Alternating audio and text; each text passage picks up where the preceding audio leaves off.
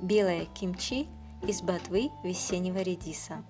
Многие писали мне, что с трудом могут купить рыбный соус. Сейчас и я тоже не могу его купить в связи с коронавирусом. У нас пересбои с поставкой различных товаров. И вот нашла такой рецепт. Нам потребуется весенний редис с ботвой 1 кг. И для приготовления этого кимчи рыбный соус не нужен. Это кимчи готовится в двух вариантах. Либо когда вы используете только саму ботву, либо ботву, на которой есть молодой маленький редис. В Корее используют дайкон редис, точнее его определенную разновидность, которая называется юльму. Вы можете купить такое в корейских магазинах. Я же использую красный весенний редис.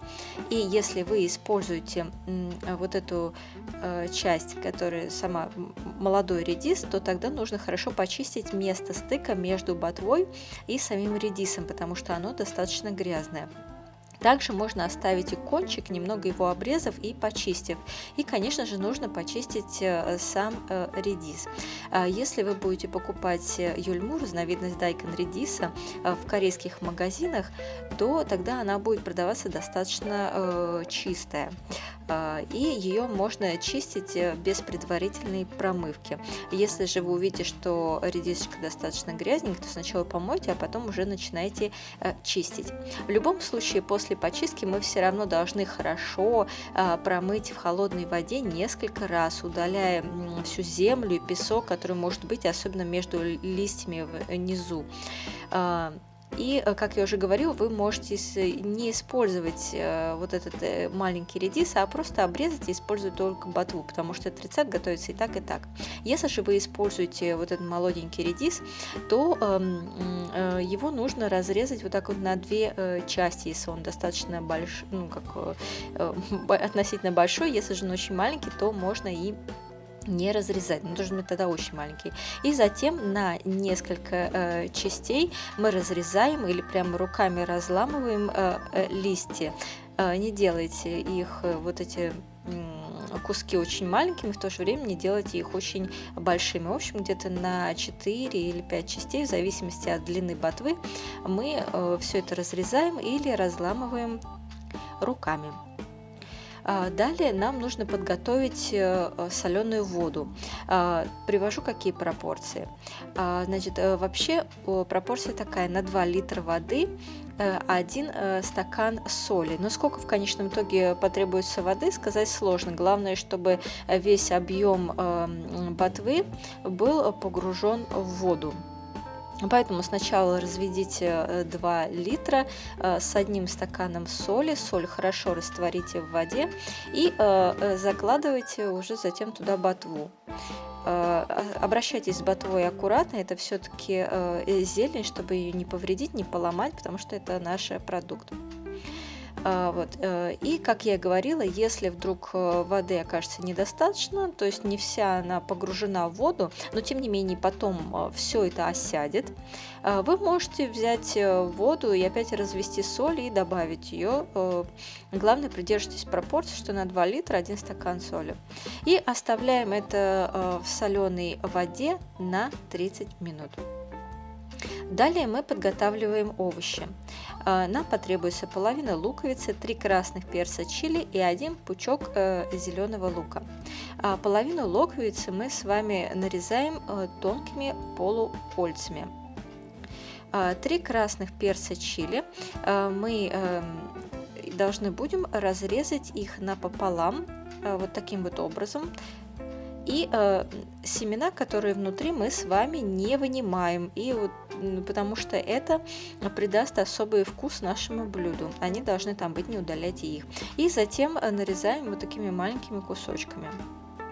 Что мы делаем с луком? 1 пучок зеленого лука. Если будут даже маленькие головки зеленого лука внизу, это даже хорошо. И вот этот белый кончик, есть на нем головка или нет, мы его должны так разрезать напополам. И затем нарезать лук достаточно длинными кусками, где-то 5 сантиметров или даже 7. В общем, достаточно длинные. Затем, когда вы подготовили овощи, проверьте, что у вас там происходит с ботвой. Она уже должна была осесть, и вы ее переверните, чтобы нижняя часть оказалась наверху, а та, которая была вверху, ушла вниз. И далее продолжаем. Делаем маринад-заправку. Потребуется 2 сладкие груши, обязательно сладкие, 1 луковица, 1 головка чеснока, немного имбиря и 7 зеленых перцев чили. Все эти ингредиенты вы нарезаете кусками, такие, какие будет удобно перемалывать в вашем блендере. Также нам потребуется отваренный остывший рис, половина маленькой пиалы. Или вы можете, если не хотите это использовать, выварить до состояния жидкой сгущенки 2 стакана воды с 3 ложками муки. Все это остудить, эту массу. Далее нам потребуется остывший бульон, приготовленный на водорослях ташма в объеме 2 стаканов. Или же, если этого нет, то тогда просто вода. Что я и буду, собственно говоря, добавлять. У меня ташма нет. И все это мы вместе перемалываем. Мы получаем вот такую вот массу. Она будет такого красивого зеленоватого цвета и пахнуть свежестью и грушей. Далее, что мы делаем? Мы проверяем, что у нас происходит с ботвой. В принципе, не важно, сколько времени вы ее выдерживаете в соленой воде. Главное, чтобы произошло вот это. Возьмите вот такой вот стебель потолще и посмотрите, свободно ли он гнется, не ломаясь. Если же это произошло, то, в принципе, все, засолка закончена.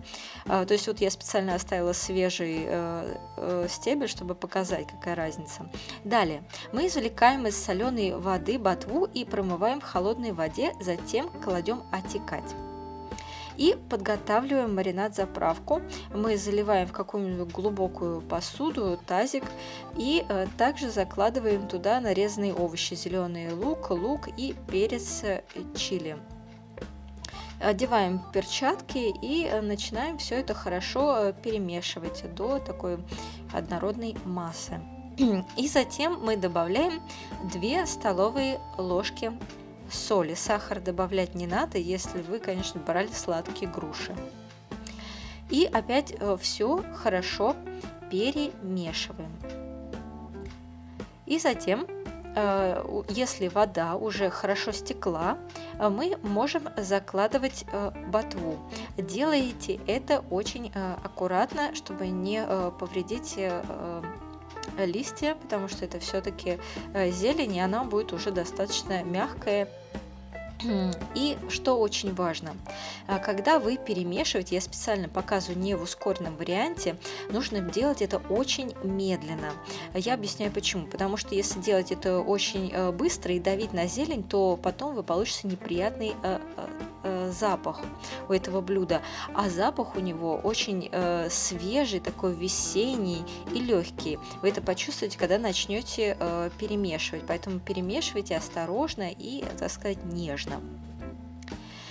Затем вы должны подготовить контейнер размером больше самой массы кимчи, потому что кимчи даст воду, которую, кстати, тоже употребляют. Это кимчи традиционное, оно делается весной и затем употребляется в течение лета. Вот именно поэтому вот это кимчи, оно такое свежее, такое легкое и очень хорошо как раз в жаркую летнюю погоду. Остатки вот этой жидкой массы мы тоже заливаем в контейнер. И вот что мы получаем. Смотрите, какая весенняя красота. Я специально выложила на тарелочку, чтобы получше вам показать, но, конечно же, это прям-таки сразу не употребляют, не едят, нужно это некоторое время выдержать. 1 день мы держим вне холодильника, затем храним в холодильнике, но очень важно, смотря какая погода. Хранить можно до 2 месяцев, срок определяется кислостью продукта. Можно поставить в морозилку и подавать вместе со льдом, который превратится в сок. Вот так вот. Надеюсь, вам было интересно. Лайкайте, подписывайтесь. До новых встреч!